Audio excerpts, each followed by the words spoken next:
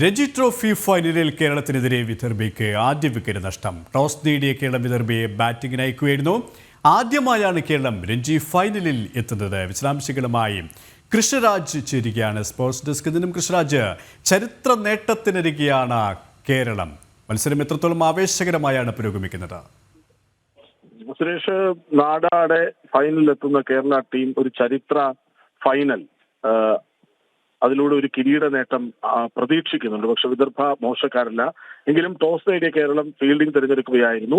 മത്സരത്തിന്റെ രണ്ടാം പന്തിൽ പാർത്ഥ് രേഖാഡെ എന്ന അവരുടെ ഓപ്പണറെ നിതീഷ് LBWയിൽ കുതുക്കി പുറത്താക്കുന്ന കാഴ്ച നമ്മൾ കണ്ടു. അതൊരു വലിയൊരു തുടക്കമാണ്. പക്ഷെ അവർക്ക് ധ്രുവ് ഷൂരിയെ പോലെ, ദർശൻ നൽക്കാണ്ടയെ പോലെ, കരുൺ നായരെ പോലെ ഒരുപിടി മികച്ച താരങ്ങൾ, യാഷ് റത്തോഡിനെ പോലെയുള്ള ഒരുപിടി മികച്ച താരങ്ങൾ അവർക്കുണ്ട്.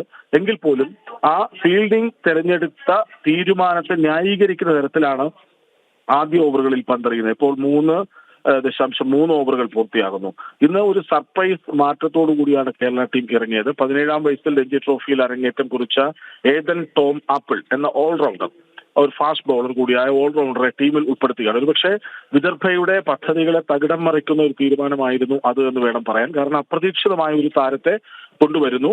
ആ താരം പന്തെറിയുമ്പോൾ അയാളെ പഠിച്ചിട്ടുണ്ടാകുമ്പോൾ വിദർഭ എന്ന ചോദ്യം വരുന്നു. ഏതായാലും നിതീഷ് നൽകിയിരിക്കുന്ന മികച്ച ഒരു തുടക്കമാണ്, അക്കാര്യത്തിൽ സംശയമില്ല. പാർത്ഥ് രേഖാഡയെ രണ്ടാമത്തെ പന്തിൽ, ഇന്നത്തെ മത്സരം തുടങ്ങിയ രണ്ടാമത്തെ പന്തിൽ തന്നെ പുറത്താക്കി എന്ന വാർത്ത. ഈ ഏദൻ ടോം ആപ്പിൾ വരുൺ നായനാർക്ക് പകരമാണ് ടീമിൽ ഇടം പിടിച്ചത്. സെമി ഫൈനൽ പോരാട്ടത്തിലും ഇങ്ങനെ ഒരു സർപ്രൈസ് നീക്കം കേരളം നടത്തിയിരുന്നു. അഹമ്മദ് ഇമ്രാനെ, വരുൺ നായനാരെ ടീമിൽ അപ്രതീക്ഷിതമായി ഉൾപ്പെടുത്തുന്ന കാഴ്ച നമ്മൾ കണ്ടതാണ്.